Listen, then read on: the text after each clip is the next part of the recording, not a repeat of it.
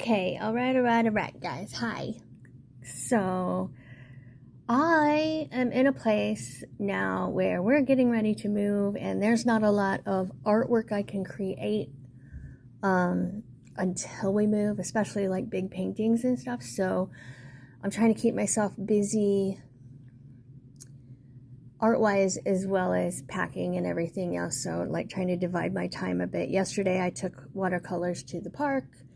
And today I've decided to organize this palette. I ordered some of these full pans for watercolor from Amazon. I can't remember the price. If I remember, I'll put a link in the description, but it came with 100 of them, 100 full pans, and it was not a bad price at all. I was at Blick last weekend on Sunday, and I think Saturday or Sunday, and they had half pans for sale. So this size here, a little more than half the size of a full pan, but there was like literally 12 of these in a bag, and it was over $10, I think. So I was like, yep, not buying pans here. They didn't have full pans that I could find, but I was shocked because usually I can find really good deals on things at Blick, but no, not pans. So I found these on Amazon. They seem great. They seem fine.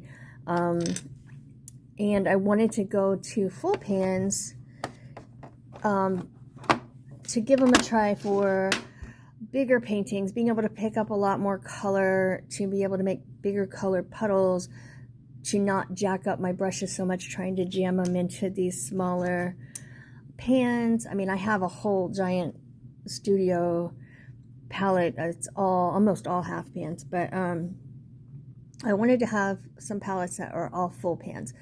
And this one is great because it can hold a lot, but also it is small enough that I can take it out on trips or plein air painting or whatever. So this palette is also very special to me.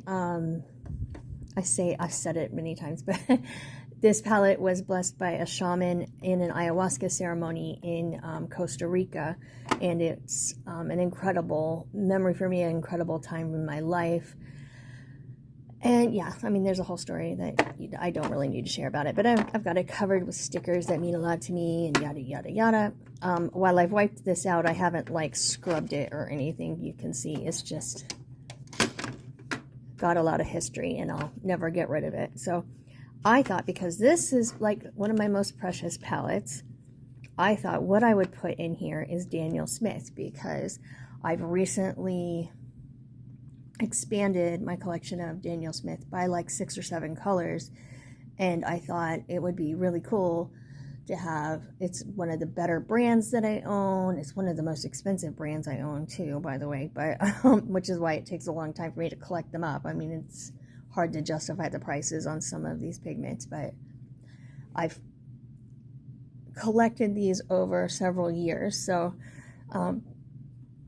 I thought I would put those in full pans in my precious palette, and it would be an extra precious palette. You know? So that's what I'm going to do here today. I've labeled these pans with like a micron. I know that the side of this is going to get all jacked up, and excuse me, that's from cleaning palettes. That looks disgusting on my fingernail, but whatever. I've labeled the side, but I know it's going to get messed up, so I thought, you know what, I'll label the bottom too. So one or the other might survive when I go to refill these or whatever, you know, but it won't take me long to actually have memorized what color is where anyway. But what I've done is also place these in order of the Daniel Smith color chart for what it is. This was actually, I want to say, I think from 2017 or something. I don't have a more current one. Okay, 2018.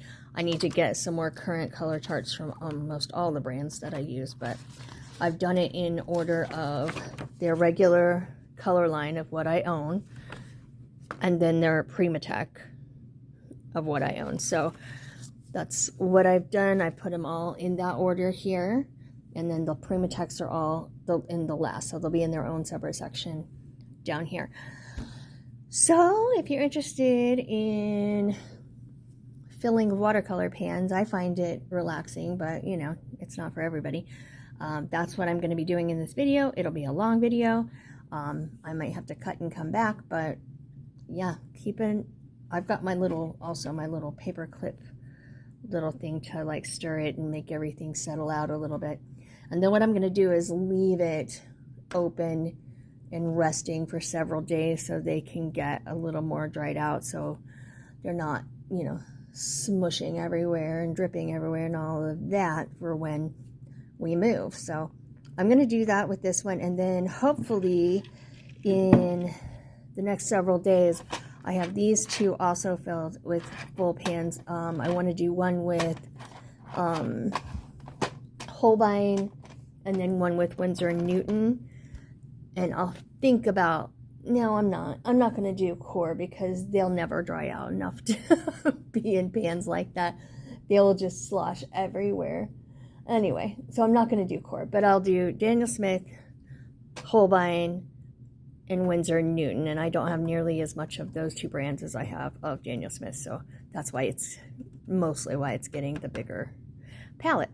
Anyway, I'm going to switch you guys to a different view, and we will get started with all of these beautiful Daniel Smith colors. All right, guys, here we are. Hopefully I don't shake the table too much and give you guys seizures or anything. We've got our palette, we've got our full pans, I've got my little mixing sticks and paper towels and my paints all in order, ready to go. I'm going to tell you the names of the paints. I can't give you the pigment numbers because I don't have my glasses on to read them. But if if I remember, I always say if I remember, I will put down in the description box each color and their pigment number if you are looking to get them. Okay, so the first one is Buff Titanium.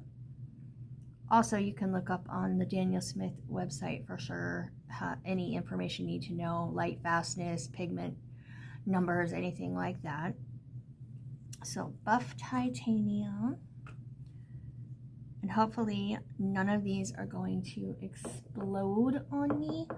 Oh, I also have my little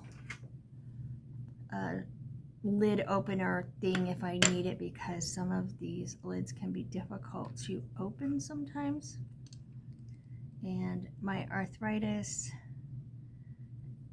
and everything can be a real pain in the butt.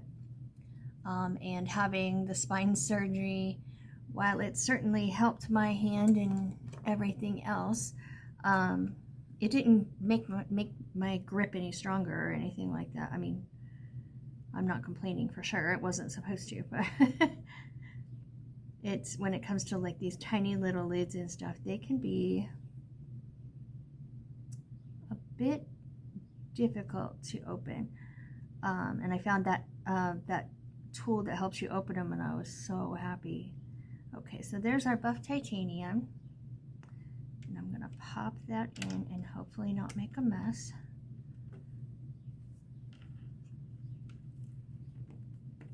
Come on. There we go. Wipe off my little stir stick paper clip. The next one, okay. Oh, see, this is a brand spanking new one. Quinacridone Coral. This is very, very new to me. Well, I got it this weekend, so I've only had it for 3-4 days. And I have already put some in a half pan in my giant palette, but now I'm gonna do this because I fell in love with it immediately. It's a beautiful color. And you know what? I'll do another video where I swatch this whole palette. How about that? I'll swatch the Daniel Smith palette, the Winsor & Newton palette, and the Holbein palette once they are all poured and in their place.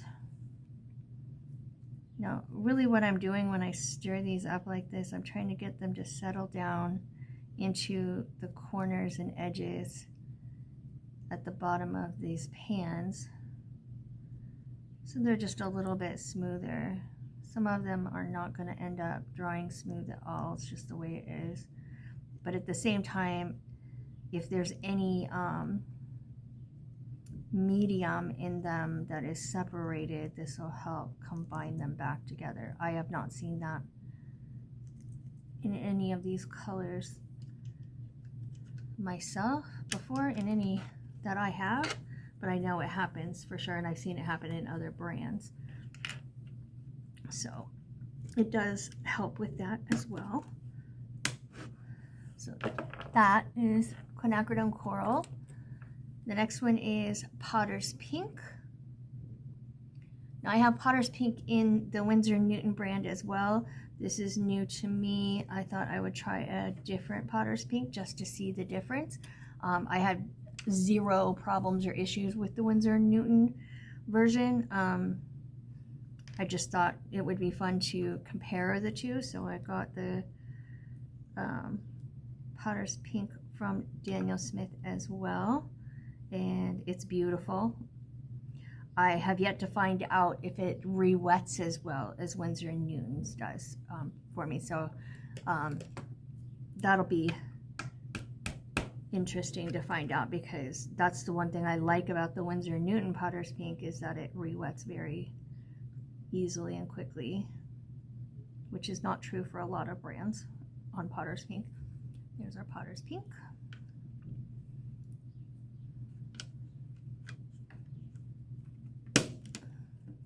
Go. Now, the next one, quinacridone pink, and it's newer. So, quinacridone pink. Please don't explode. Sometimes the pans want to like blob out the instant that you open them.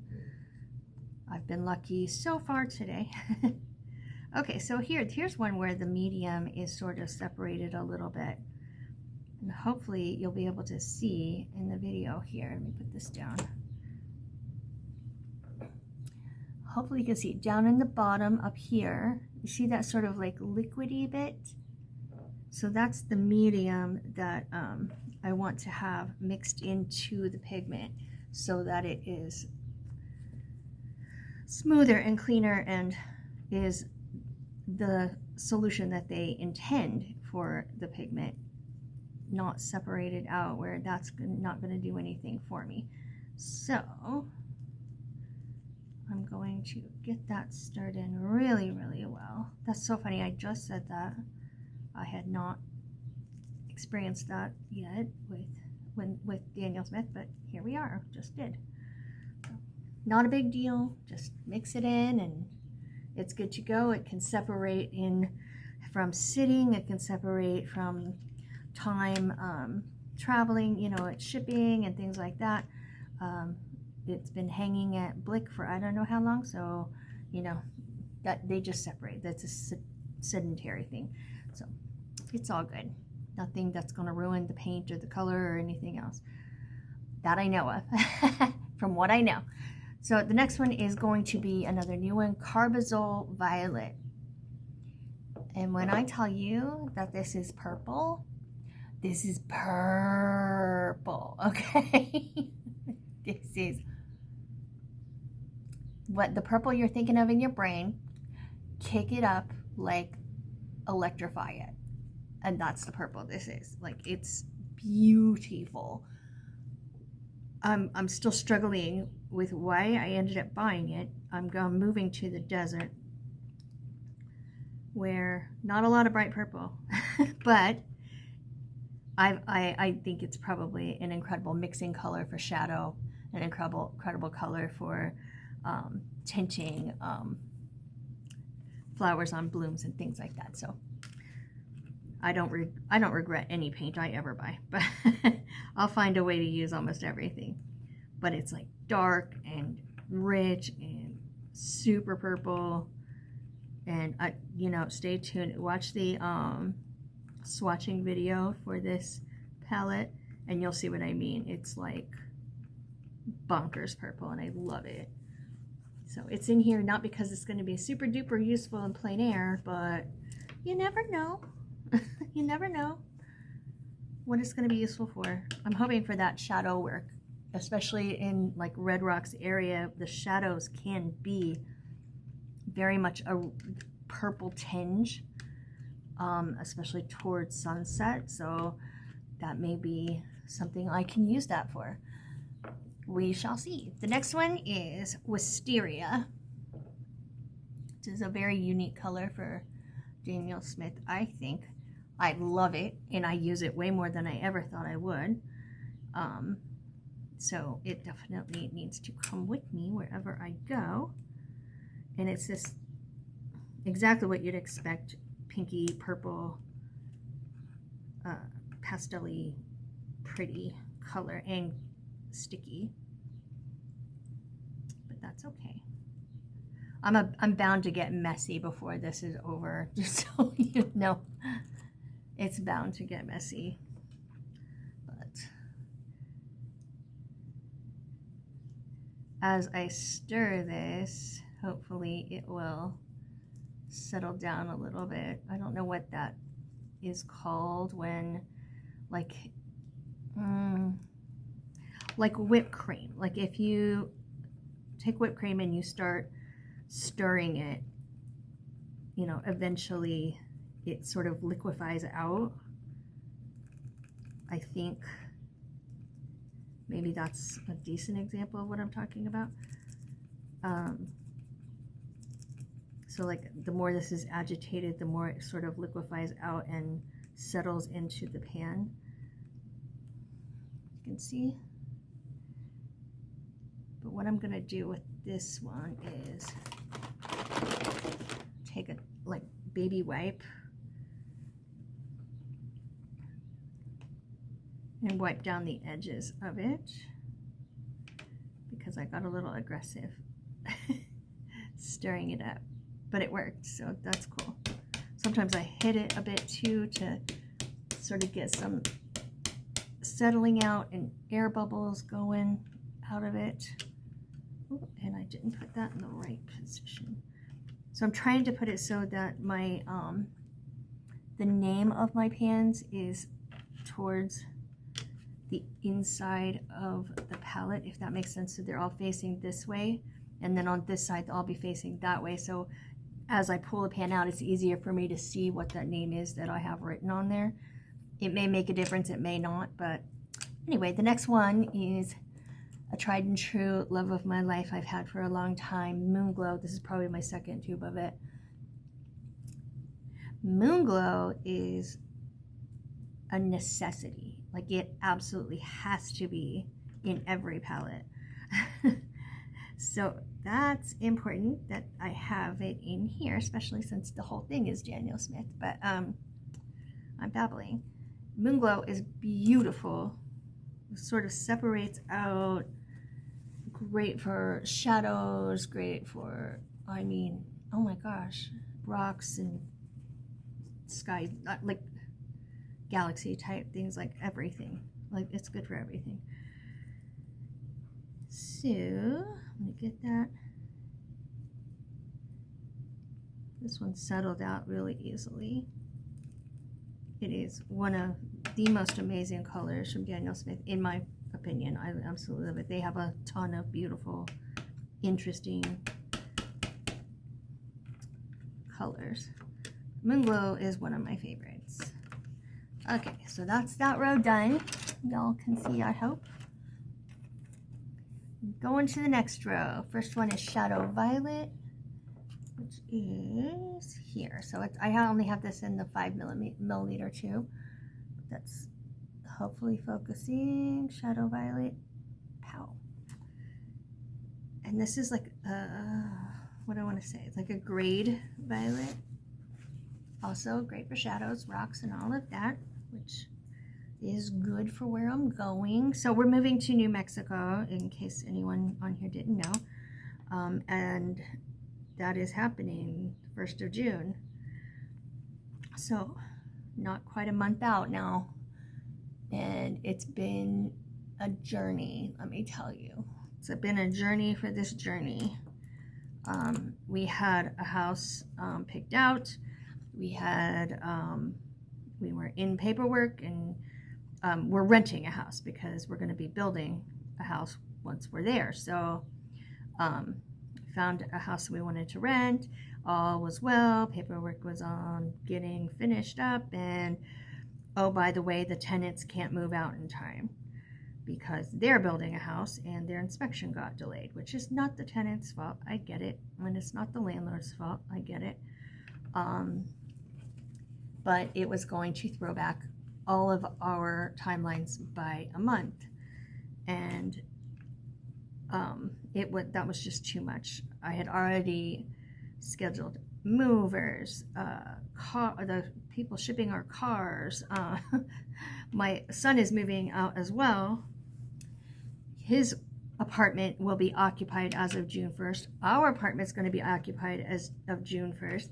Like, I was, had contract to shut down the shop by, June 1st. So all of these things. So the first thing I did, I should not have done, was call the movers, call the car shippers, call, the shop owner, the shop landlord here, and say, hey, I got to stay an extra month. And they were all cool with it and changed all the paperwork and everything. And then what do? We found a different house. Instead of waiting for that house, we found another beautiful house. And we did it virtually. We didn't see this in person, but it's okay. They gave us a video walkthrough, the whole thing. So we're pretty confident. But yeah, so I had to call all of these people back and let them know, oh yeah, by the way, we're not moving July 1st now, we're moving we're moving June 1st again. So that was a fun time. So anyway, all of that's been done. Paperwork is done for the new house. We're expecting contract today or tomorrow, and they've taken it off the market, the whole thing. They've got everything they need, yada yada. So barring anything crazy happening, this should be our home while we're building a home. So, and it's beautiful. It's very Spanish style, and I wasn't expecting that we would end up choosing a very Spanish style home, but I'm so proud that we did. It's beautiful. Okay, back to what we are doing. This is cobalt, what is it? Yeah, cobalt teal blue, and it is much more useful than I thought it was going to be at first. It's beautiful, and it's kind of more of a workhorse in mixing than I really thought it was going to be. So I dig that. And we're going to get that in there, and look how beautiful that is. Oh, it's so pretty.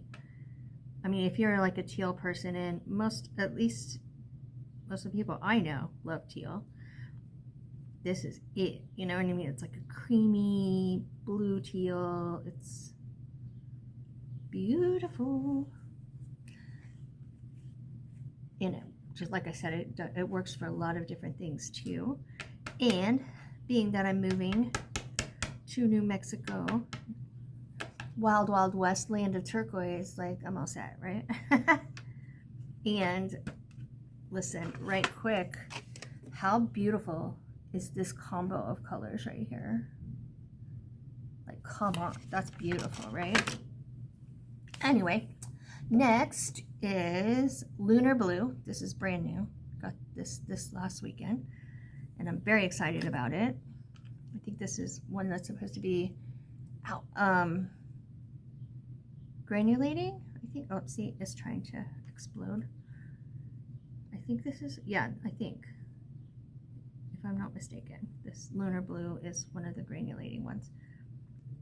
And there was a mix I've been dying to try, a mixture of colors, and I can't wait to try it, between Lunar Blue and this teal.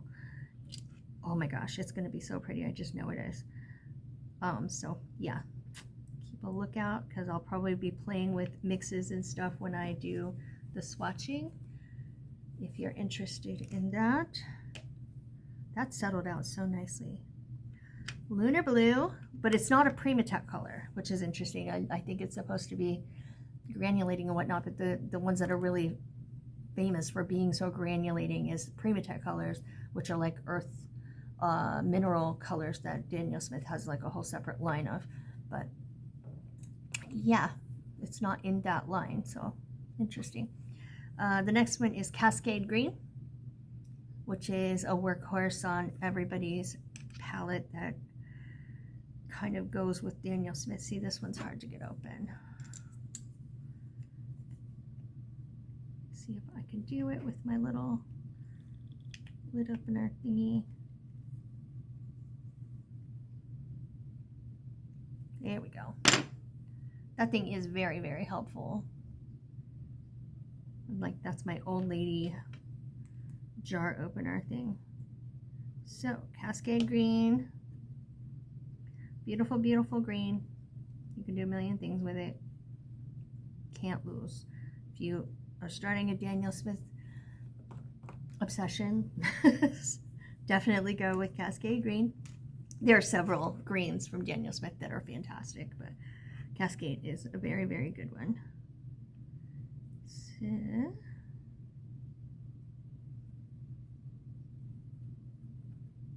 anyway, so we're very excited about the move. If you're interested, like I said, it was a little bit of a journey, but everything in life that's worth fighting for is a journey. Next one is Undersea Green, which is here, and it's like this murky, seaweedy, beautiful color that settles out into like goldy greens and damn near yellows at some point, and blues. Like, it separates out. Oh, it's so pretty. This is a gorgeous, gorgeous color. I love it. This is probably my second tube of this. I've had 2 small tubes, and this is my first large tube. So I really, really like that color a lot, and I use it a lot.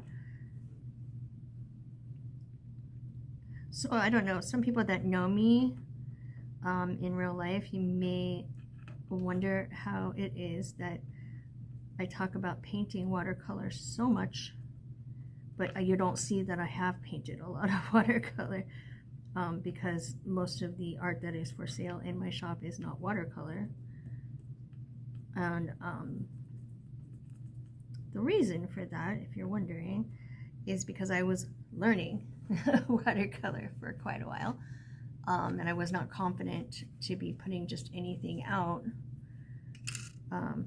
for sale yet. There were some things I was very proud of, and I did put out for sale, and people bought, and it was wonderful.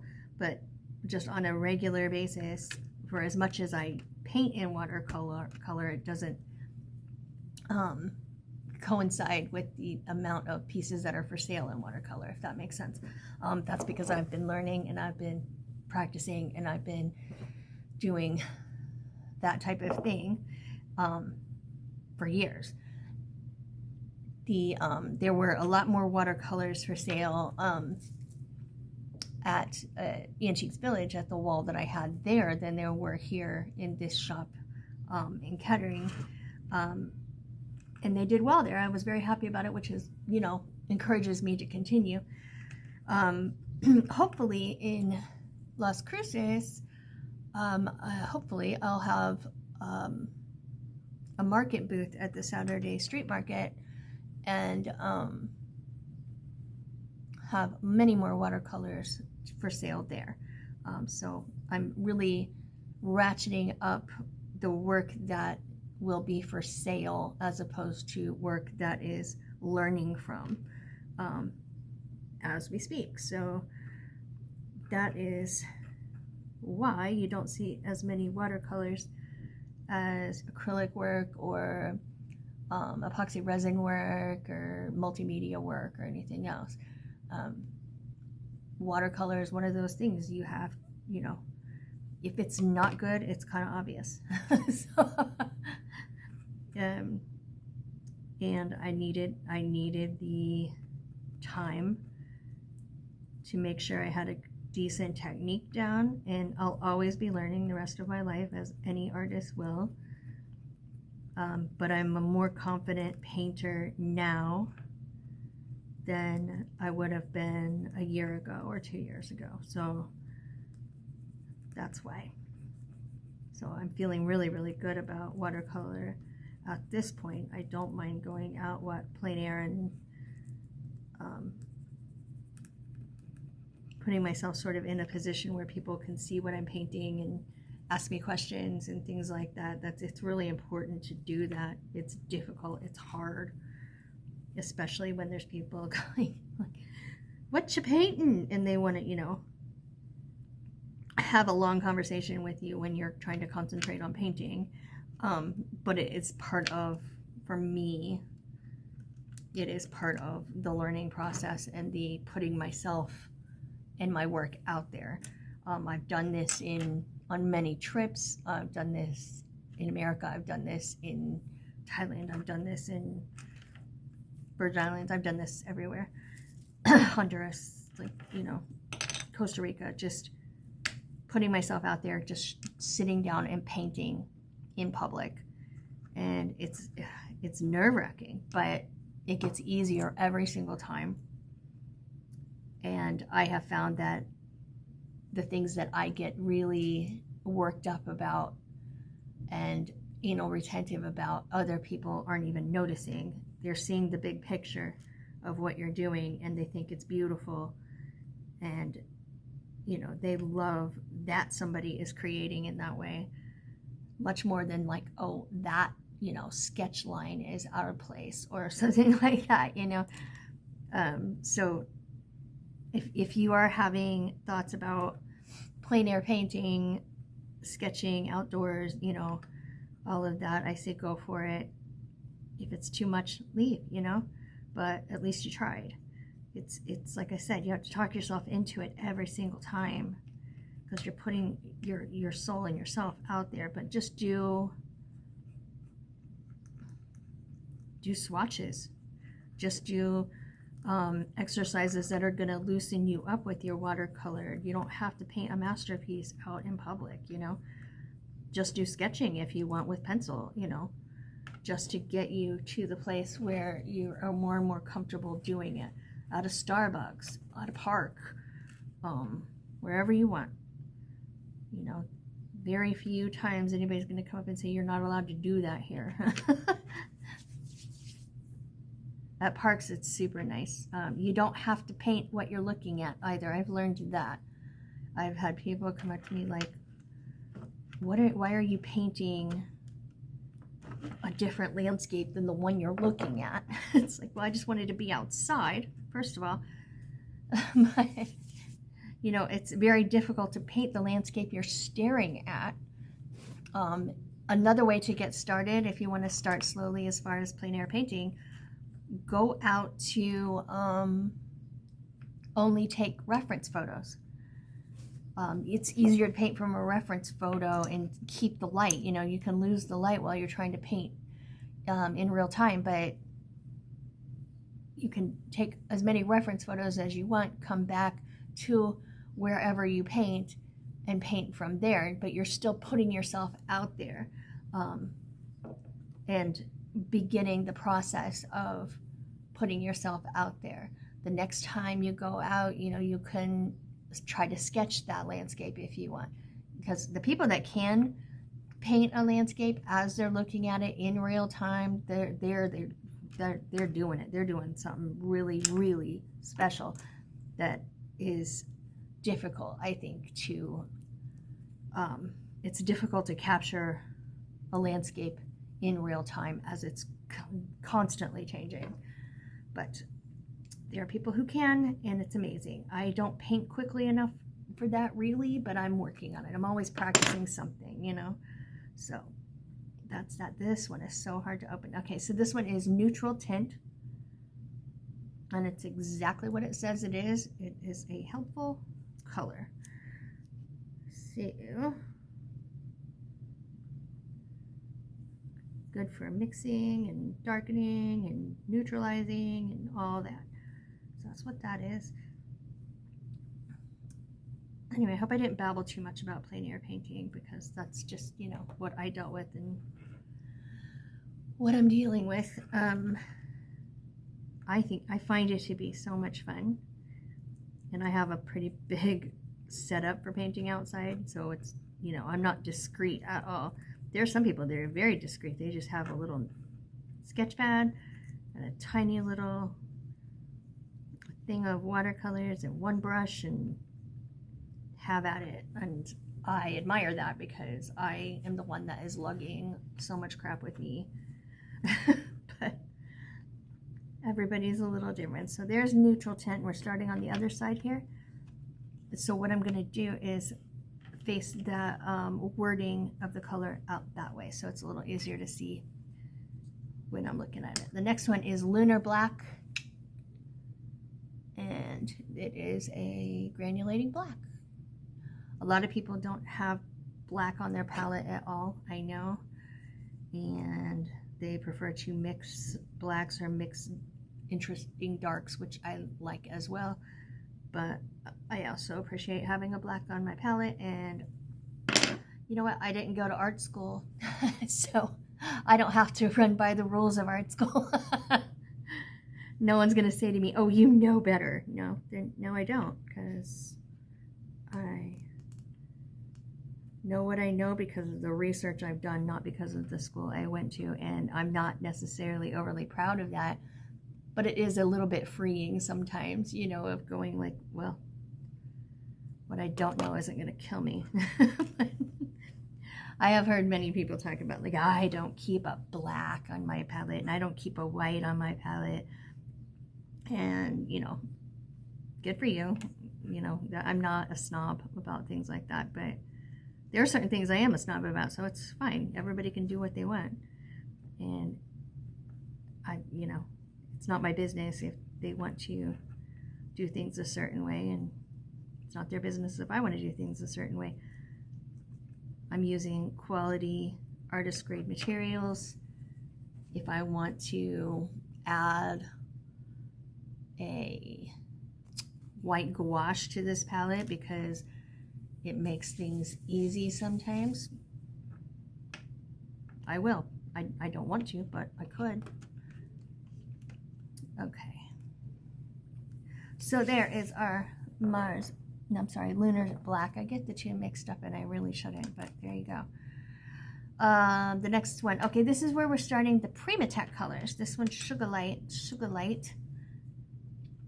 So these colors, the Primatech colors, are made from earth pigments, earth mineral pigments, and this is not staying on there properly. Okay, so that's the tube, Sugar Light. And you can tell Primatech is because there's a big P on here, as opposed to their normal tubes have the Daniel Smith logo. So, and this one is like, some of the Primatech colors have a little tiny bit of shimmer and sparkle to them because they are, you know, they have ground up minerals and stuff in them. So they're beautiful, and they reflect just a tiny bit, not a lot. It's not glitter, but it can have a really beautiful effect in things like landscapes and rocks and, you know, desert floor and things that need to be reflective in certain areas. And they're not, but it's not super noticeable looking dead on at it. This has got like a purple leaning kind of deal. It's one of these very thick out of the tube colors, so I'm doing a lot of stirring here, trying to get it to settle down. And I find that a lot of the Primatech colors are hard to re-wet when they have been dried in a pan. And because I know that about them, if I'm going to be using them, I will add like a drop of water to them before I start using them, just to sort of prime them and get them going, getting them a little more juicy, because There is Sugar Light. The other one like this, I think, is Fuchsite. That has that sort of sparkliness to it. And they are beautiful colors. Okay, there's that. I said that about every single one of these, that they're beautiful colors, but I wouldn't be making a special palette if I didn't think they were. The next one is Lapis Lazuli, which is a gemstone. Very expensive pigment in general. And yeah, I'm very happy to be able to have it. It is very light, not in like when you see it here, you won't see that, but it's very transparent, very not watery, like transparent. It's you don't build it up to be very dark. That's what I'm trying to say. It's just a beautiful, very transparent, very jewelly type of color, and I like it very much. But you know, if you're looking to get a lot of blue pigment down quickly, you know, it's not really the one to go for. This is more water and sky and yeah, like maybe glazing and things like that. You want that very ethereal. That's the word I'm looking for. It's an ethereal kind of color. So really pretty. Turn it the proper direction. We're getting there, guys, and I'm just jibber jabber, huh? Okay, next one is Mayan Blue. It's there. Beautiful, beautiful color. Oh my goodness. These, don't get arthritis, guys. Don't do it. Anyway.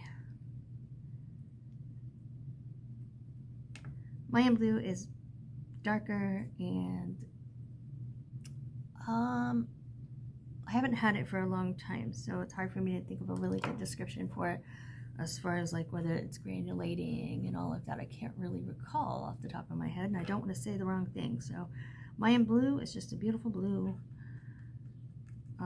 natural pigment paint. You will see in the swatches in the swatching video. Cool, cool. Very, very pretty. Mayan Blue. And I must say, this palette is starting to look really beautiful, isn't it? Like, who doesn't want to use that to paint? Come on. Come on, Daniel Smith. All right. The next one is a favorite. Oh my gosh, once I finally got this, I want to paint everything in the world with this color. Sleeping Beauty Turquoise. Which is, I mean, it's as beautiful as the name sounds.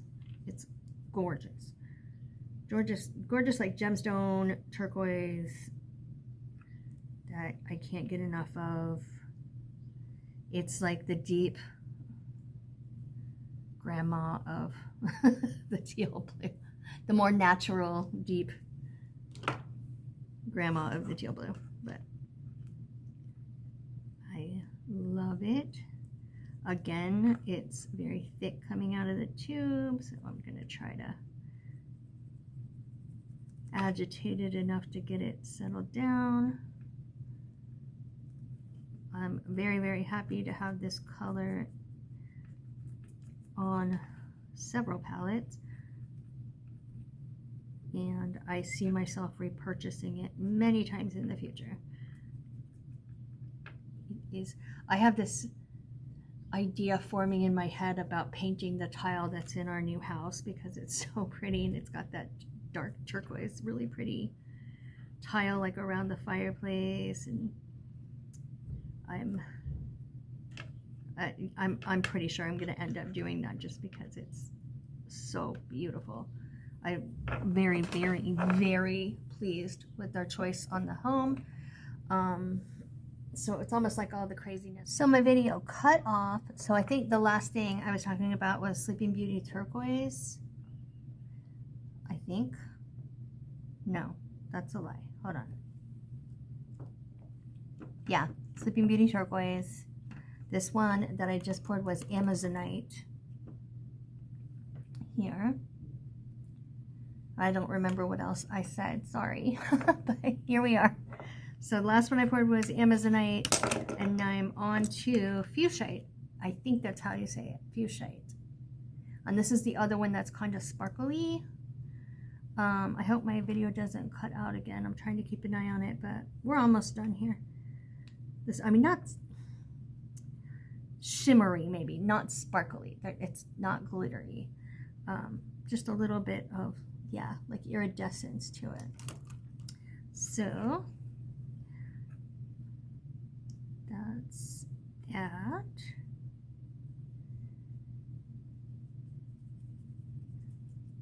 I'm going to try to do the rest of this quickly because I'm afraid it's going to cut out like it did a minute ago, and we're so close to being done here.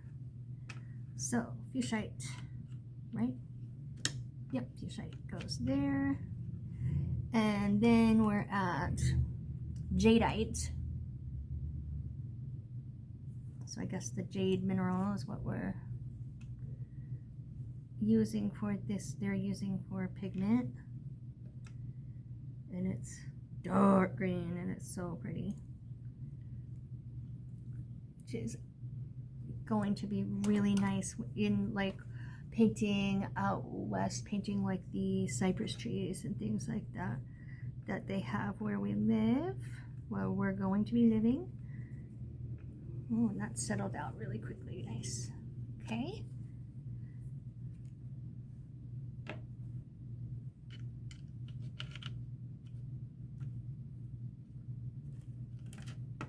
Pop in there. There we go. There we go. Next is Serpentine. Serpentine, and it is like exactly what you'd expect, actually. Also incredibly helpful in foliage, but it's got that kind of olivey,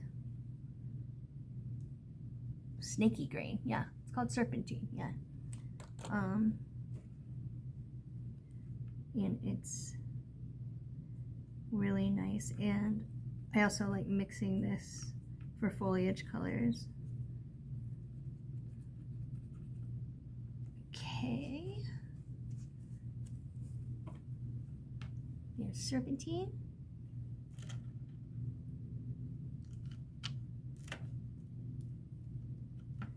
Let's see, next one is Zoisite. I think that's how you pronounce it, Zoisite. So some of these like mineral pigments, like I said, are hard for me to pronounce, but I'm doing my best. If I say something wrong, please correct me in the comments. Okay. Ah, it stopped filming again. I'm making this too long apparently, but anyway, the last one was Zoisite. And then we had Sedona. That's here. The next one I'm doing is Red Jasper. I'm going to try to go quickly to get these all in. I've only got this one and one more to complete the palette. Ooh, Red Jasper is a thick one, but a beautiful color, also very helpful in the desert.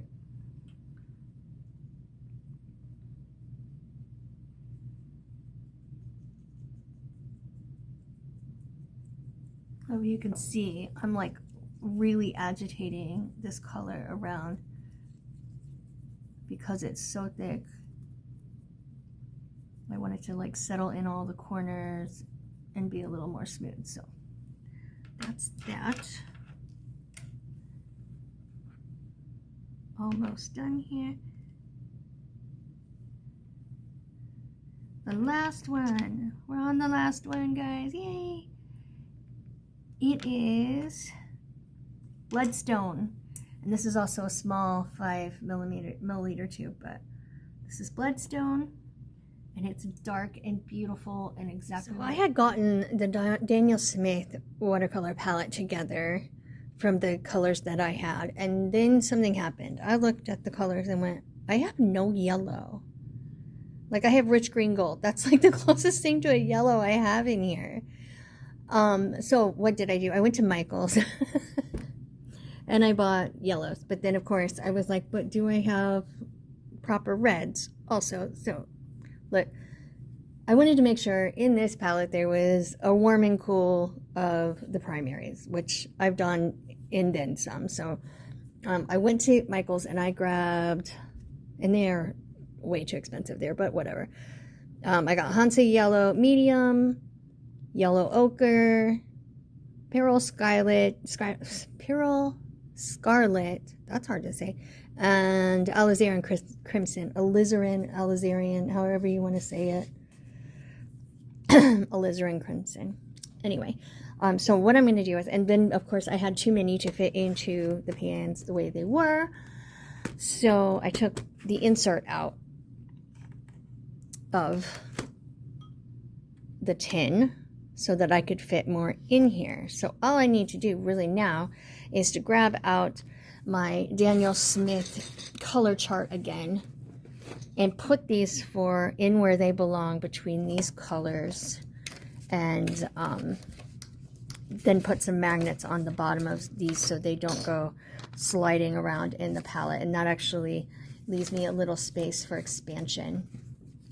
Of course, that's what I had to do, but I went for a yellow, and look what I ended up with, 4 different colors, of course. But I also had coupons, and did y'all know that Michael's has even their big fat gallery wrap canvas on sale right now, 3 for 1? Like, buy 1, get 2 more for free. I was like, what? Wait, they just had a huge sale on canvas. So I think they're just trying to like get rid of all of it. Maybe they're changing the labeling. Maybe, I don't know. But I may have to stock up before and then end up moving it all the way to New Mexico. But I'm like, how do you say no to that? I could get 3. I think they were 36 by 36 gallery wrap, like the thick side canvases, heavy duty, for $86, I think it was. 3 of them for $86. Usually one of them is. So I don't know, I lost my mind. I didn't actually get any today.